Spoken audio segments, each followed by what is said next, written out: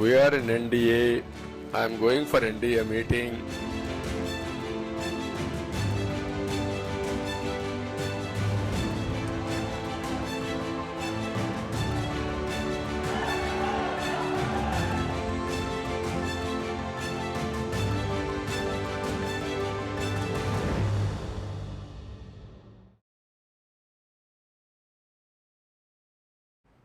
New Delhi is buzzing in a way it hasn't for a long time.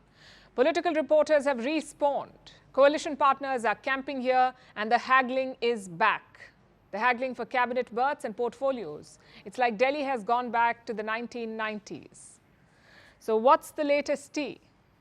Both alliances held meetings today. First, the BJP-led NDA alliance and then the Congress-led India bloc. We'll focus on the NDA first. All eyes were on two regional leaders, Chandrababu Naidu of the TDP, the Telugu Desam Party, soon to be Chief Minister of Andhra Pradesh, and Nitish Kumar of the JDU, already the Chief Minister of Bihar. The BJP needs their support to form a government. So the coverage was non-stop. Cameras followed them to the airport, cameras tracked them inside the plane and all the way to their residences in New Delhi. Even before reaching, Chandrababu Naidu had made his position clear. He said he would stick with the NDA. I am also experienced. I have seen so many political changes in this country. We are in NDA. I am going for NDA meeting. In course of time, anything, we'll report to you. Thank you. Then came the big meeting. All the NDA allies gathered at Prime Minister Modi's residence. They agreed on two things. First, to stake claim on forming a government. And second, to elect Modi as the NDA's leader, meaning their pick for Prime Minister. That's how government formation works. If you have the numbers, you go to the president of the country, you show a letter of support, and you stake claim to power. Then the Prime Minister and his cabinet take oath. And finally, the parliament convenes. That's when the floor test happens. Right now, we are at the first stage where NDA leaders were expected to meet the president today. That has not happened so far. But they will officially stake claim this week. What about the swearing in? Reports say it's on the 8th of June, which is Saturday. That's when Prime Minister Modi is expected to take oath for the third time. He convened the cabinet earlier today. He had a final message for his team. And this is what he said. Winning and losing are part of politics. The number game keeps going on. We have done good work for 10 years and we will continue to do so in the future as well. A bit of a hint there, maybe an acknowledgement of their reduced majority. But like the Prime Minister said, the work goes on. At the cabinet meeting, all ministers resigned, which is protocol. Then the Prime Minister went to the Rashtrapati Bhavan. There he handed over his resignation to President Murmu. Again, it's protocol, which brings us to the new government. What will it look like? Who will be the ministers? Well, we know one thing for sure. This will be very different from the previous two ministries. Because back then, the BJP had its own majority. So they retained all the key portfolios like finance, home, defense, railways and power. Maybe not this time. The BJP needs allies to form a government. So these allies will have demands. Let's look at their wish list. And a big disclaimer here, this is all based on reports and political sources. This has not been officially confirmed by either side. First, let's look at the TDP, the Telugu Desam Party. They have 16 seats in the Lok Sabha. Here's Chandrababu Naidu's wish list. First is the Lok Sabha Speaker's post. He wants this, and it's very important. The Speaker conducts the affairs of the Lok Sabha, that is the lower house of Indian Parliament. And it's been a subject of controversy recently because the opposition says that the Speaker acts in a partisan manner. So if the TDP gets Speaker, it would be huge. Another demand is special status for Andhra Pradesh. This comes with a lot of advantages, more funds, more tax concessions and more incentives. And finally, the most important demand, around 8 ministries.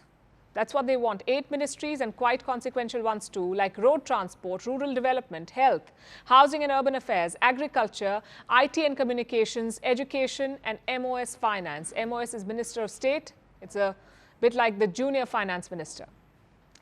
Around 5 of these are cabinet berths. Now we come to the JDU, that is Nitish Kumar's party. They're asking for at least 3 cabinet berths. And they too have a preference. They want railways and agro industries, A third ally is the Shiv Sena Shinde, the party of Maharashtra's chief minister. They have 7 seats in the Lok Sabha and they're seeking 1 cabinet berth. Same with the LJP, the Lok Janashakti party, again from Bihar. They have 5 seats in this new Lok Sabha and they too want a cabinet berth, possibly food and public distribution. So let's recap. NDA allies are asking for close to 10 cabinet berths. Has the BJP agreed to it? Apparently a deal has been struck, but we'll have to wait for the finer details to come out. Plus, it's not just about the ministries. Allies can also demand other things, like policy changes, or shifting out certain existing ministers, or even a common minimum program. In fact, the JDU is reportedly pushing for it. A common minimum program. What does it mean? It's basically a policy document for the coalition. What issues can be taken up? What are the priorities? And what are the no-go zones? Apparently, the JDU wants such a document. It does give clarity to the people, but it also limits the Prime Minister. Of course, this is all based on sources and reports. Like I said initially, the final picture will be clear only by Saturday. That is, if the opposition does not spring a surprise. Firstpost reports from the world's second largest continent. Hello, I'm Alison Lagrange. A very warm welcome from Durban, South Africa. We get you the news and the newsmakers from Africa. From elections to climate change to innovations and opportunities. As the world's attention shifts, we report from Africa, the heart of the global south. Join me every weekday live on Firstpost.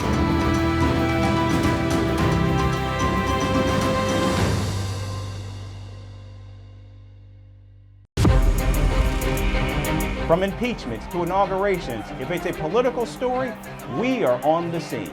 The race for the White House is heating up. We're beating Biden. How dare he say that? If it's breaking news, we're live with the latest coverage. From the White House, the State Department, and Capitol Hill, we know the issues, but above all, we know the players to bring you the latest in-depth analysis on all the key stories that we're covering. I'm Eric Ham. Join me from Washington here on Firstpost America.